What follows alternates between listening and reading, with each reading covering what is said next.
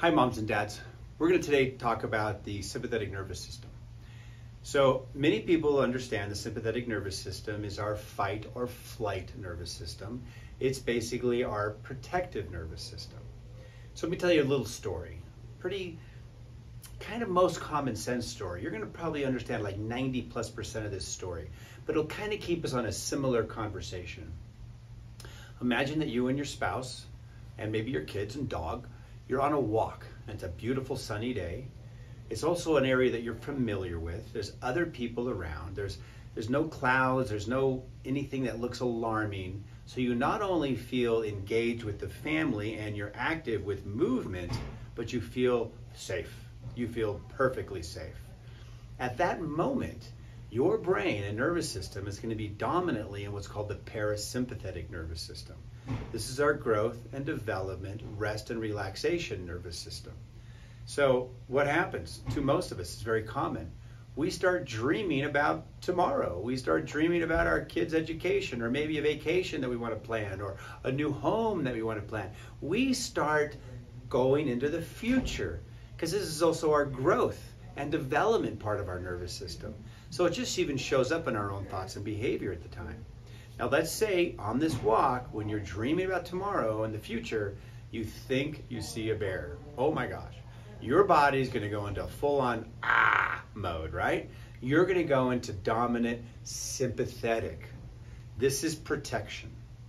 What happens then is that your physiology shifts from growth and development into protection. So we can actually measure changes in your nervous system and changes in your vascular system. So the blood immediately flows out of our core and into the muscles of our arms or our legs so that we can fight or run away, flight, okay, fight or flight. So at this time, that's when you might feel like butterflies in your stomach because there's just no blood flow there, so the body's a little stressed. You'll get like goosebumps or the hairs come up. Blood is coming out of our skin. It's diverted to the muscle so we can fight. So we get these immediate changes in our physiology.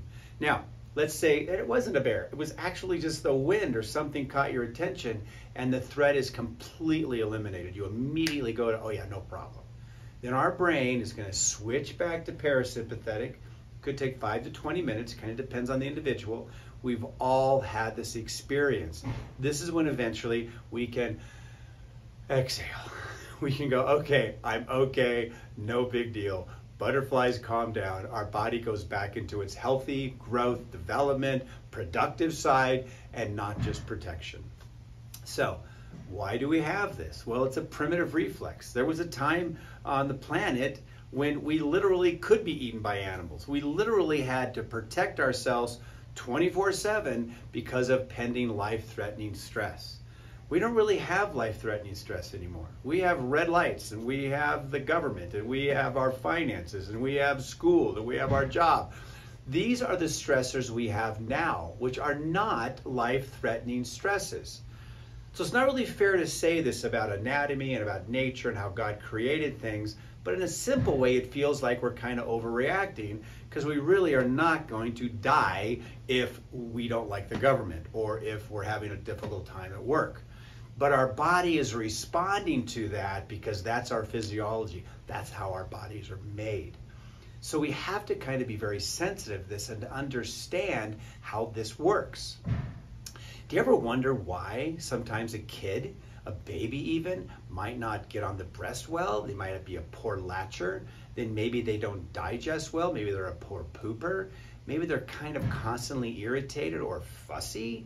Do you ever wonder why a 2 or 3-year-old might have chronic infections, 6, 7, 8, 9, 10 of those? Do you ever wonder why a teenager might be a little bit more anxious than they really should be based on the environment that they're in? Or do you even wonder why these can lead into things like learning disabilities, dyslexia, or lead into things like ADHD or into autism? This is when our body is literally stuck in fight or flight. So the symptoms, the evidence of that in a newborn are going to be really fairly simple and not life-threatening. It's going to be colicky. It's going to be a poor pooper. The symptoms that we might see in an adolescent is, chronic ear infections or high anxiety.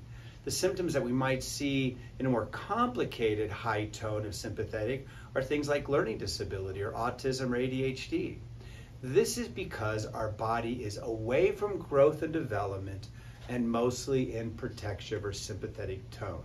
So this is the sympathetic nervous system imbalanced, stuck in fight or flight, if you will. So if our children coming out of an event don't seem to calm back down, or maybe they're kind of always not calmed down, we have a name for this. We call it the perfect storm. The perfect storm is a sequence of issues, sequence of challenges that develop into much more serious problems. So we have a public seminar that we do it every 2 months. It's right over here next door. It's on our HOA, which is called the Depot. It's where the big pool is, and they have a conference room. We even serve food, and I even have a babysitter, so we make it doable. We make it available for you to come and learn. A live presentation. I talk about the perfect storm. I talk about the interventions of birth leading to the perfect storm. We talk about conception and preconception. We talk about delivery, prenatal care, etc., so that we can either eliminate or certainly calm down these imbalances in our children's autonomic nervous system and prevent, eliminate, or certainly reduce the perfect storm. I want you to know that if we are preventative, if we are early in these challenges, which can show up as a very, very serious problem like autism, if we can be early into this, we can eliminate or certainly reduce its severity greatly. This even leads into even more other serious complications like seizures and epilepsy. This whole thing can be connected to this stuck on sympathetic fight or flight response. So since here at Five Parks Chiropractic, we're a neurological pediatric practice, we always focus on how the kiddos are running, how well their sympathetic and parasympathetic systems are working. So look at this analogy. Let's say Johnny, your 4-year-old, is in a soccer match, or they're in some kind of competitive thing, or they're running or skiing, or they're just having a lot of go-go. That's when you want the sympathetic system to be turned on. That's when you want it to be exaggerated or excited. The challenge is that when that event is over, we want it to calm down. We want it to shut back over to parasympathetic, which is our heal, development, and growth, cognitive potential down the future. So this is what we're looking at. How well does our children's nervous system, which runs basically autonomic or automatic, how well is it regulating? How well is it working in this automatic tone? We also talk a lot about what's called dysautonomia. Dysautonomia is when the autonomic nervous system is not working well, it's dysregulated. That's back to the sympathetic and parasympathetic. Those are the two primary branches of the autonomic nervous system. I lovingly just turn the autonomic nervous system into the automatic nervous system. So if you just kind of guess or think or process, what does my body do that I don't control? Well, you don't control digestion, you don't control hormone regulation, you don't control your immunity, you don't control most of everything technically. Guess what system does? Your autonomic nervous system. So just flip that word into the automatic nervous system, and that way you kind of get a sense of how these things are regulated. And again, the two primary branches are the sympathetic and the parasympathetic branches. Sympathetic protection is the only real benefit there is. The other side, parasympathetic, growth, a development, potential, rest, relaxation, cognitive, potential. Always look at that exactly like I just mentioned it to you. A practical evidence of that is, let's say Johnny's done with his game and he's been in the sympathetic tone because he's out there fighting for the ball. It's going to take a little while, a half hour, 45 minutes, kind of depends on the kid, but then they should be settled down. They should be able to do their homework. They should be able to be, obedient and do what they're supposed to do at home or with their family or their brothers or sisters or moms or dads. But if they stay elevated like that, like they're in game mode for the next 2 or 3 days, or certainly the rest of that night, we got a dysregulation. We've got dysautonomia. Almost always regulated through the upper neck, through physical misalignment, which our profession calls a subluxation. It's literally when there's a misalignment of the spine negatively affecting the nervous system. And it always drives it into the sympathetic tone because the system doesn't feel safe. And so the system's going to be in a protective state. So a lot of this is fairly logical. A lot of this makes sense. The trick is paying attention, observing behavior, and knowing through gentle, specific chiropractic adjustments, we can help that body find its regulation. We can help the body find its balance in our nervous system. So it goes back and forth according to need. Very, very healthy, very effective. Again, we're going back to potential. So if there's a significant amount of stress during pregnancy, sometimes even preconception, either it's emotional or physical, such as birth interventions, forceps delivery, cesarean, antibiotics, induction, even epidurals, all of these things can cause that baby to go into a protective state or fight or flight. And remember, this is a positive thing. However, if it's overwhelming and or too early, it completely flips it into a very significant negative thing. Our babies, when they're born, certainly going through the birth canal alone is a high stress for a baby.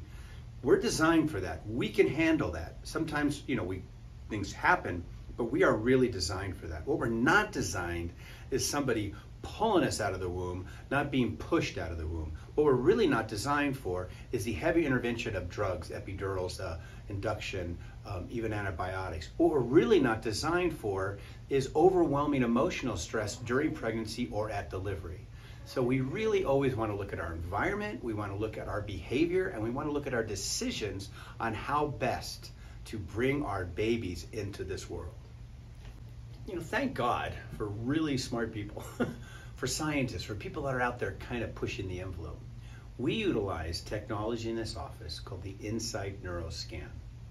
We can find these stressors. We can even locate which area of the spine they're coming from. Yes, majority is going to be the upper neck and the very, very bottom called the sacrum, but we can measure. We can actually see intensity and amount of dysfunction with these technologies. Again, they're non-invasive. No OWI exam, so it's really, really non-invasive for children or adults to go through. But this gets us pinpointed. And not only is that good, but after a series of care, which is basically every 12 visits, every 12 adjustments, we rescan the nervous system, looking at areas that are resolving or looking at areas that are still stuck. So we can not only find, but we can objectify how well we're doing with care. And this lets us know what to do next. It gives us a guidance on where to go further. As a chiropractor that focuses on the neurological aspect of pediatric care, we see the evidence. It's the same neurology that shows up in simple things like colic, for poopers, fussy babies, difficult latching, difficult sleepers. It's the same neurology that shows up in a teenager ending up with ADHD or learning disabilities. It's connected. It's just early on the symptoms are different. So when your doctor says, oh, they're going to grow out of colic, or they're going to grow out of these sleep problems, they're going to grow out of this poor pooping stuff. Well, no, they actually grow into it. The challenge remains the same. The manifestation or the symptoms of the challenge change, yes. So with age and growth, things change, but it actually manifests into a different area. There's a word in neurology, so it's kind of a weird word, so give me grace on some of these, these $10 words, but it's diascius. So basically what that means, or diascius, it really means that there's a focal trauma somewhere in our nervous system, our brain, brainstem, etc., that then over time manifests in distal parts of the brain. So this is how our body adapts. So when we say that our body grows out of colic, our body grows out of poor poopers, our body grows out of difficulty sleeping, it means the process is changing and these neurological challenges end up in different parts of our brain, either in our learning or our cognitive, our visual, our auditory, our sense of balance and proprioception. These are the areas distal from the original trauma that ends up really limiting our child's potential. If this information makes sense, and you kind of in your gut kind of go, yeah, I get it. I mean, I can tell even myself when I don't calm down enough after work, or I can tell when my kids, when they're done with school, it takes them a half hour, 45 minutes to actually calm down, when they get home. If this all makes sense, this is the same neurology that can manifest in life-changing events. Autism, ADHD, learning disabilities, etc. We need to get there early. If you even yourself, that there's too much stress, there's too much overwhelm, you're just not really finding peace or calm, if you will, then guess what? You're stuck in fight or flight. Because the other side, parasympathetic, is our calming system.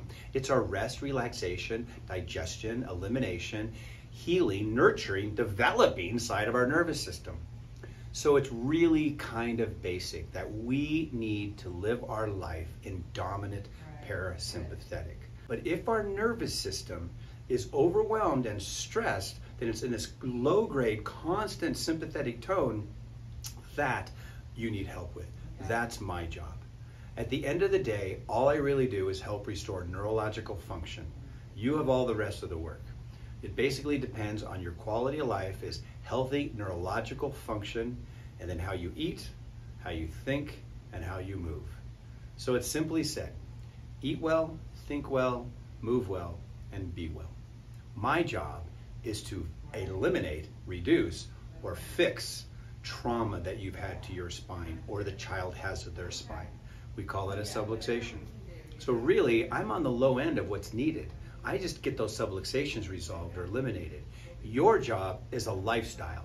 Yes, it's 24/7, 365, so I lovingly say it's not hard, but yes, it is difficult because it does require discipline. But you know, right now in our society, especially in nutrition and avoiding toxins and drinking water, we are doing really, really good with discipline in these categories.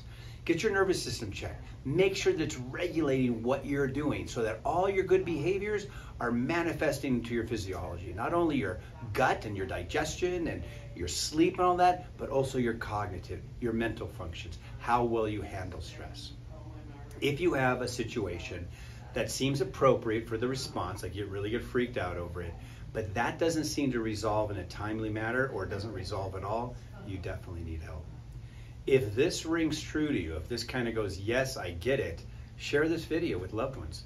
Get more information. Go to pxdocs.com. You go to that website, you can see hundreds of articles on these exact subjects.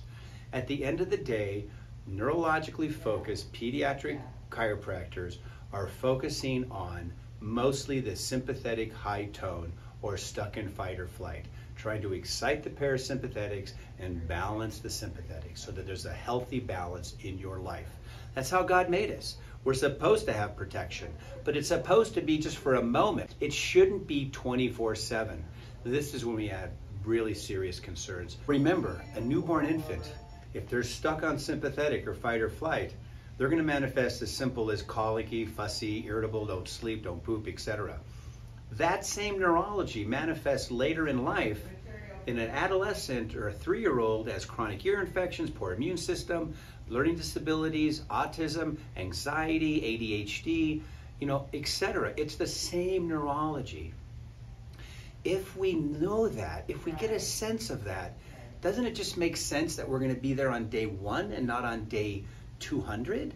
We don't want to wait for these serious challenges to develop before we work on our children. Get them checked for that subluxation in the upper neck, producing the dysautonomia, which puts their system neurologically just in a constant state of fight or flight. It's kind of the easiest way to communicate to family members, even to your medical doctor. And if you're stuck in fight or flight, we're not going into parasympathetic enough, which is growth and development. It does make sense. It's not that complicated. And I want you to know that I certainly can't eliminate or bring this back to perfection for your children, but we can reduce it to a point of where it makes radical lifestyle changes. We have many testimonies. Sandler is one. Another child I'm taking care of right now who's just has been kicked out of class a lot. He's like a 4-year-old, he screams, he yells, he's calming down. I got another kid that has a lot of meltdowns. These are all the same neurological balance. And you know what? That kid still has meltdowns. Sandler, basically, she's actually recovered to a point where, it's amazing. She doesn't have chronic ear infections, and her speech has returned. She has speech delay. So we can see things eliminate if we get there early, and we can see things improve or greatly diminish. But I want you to know that hope is always available.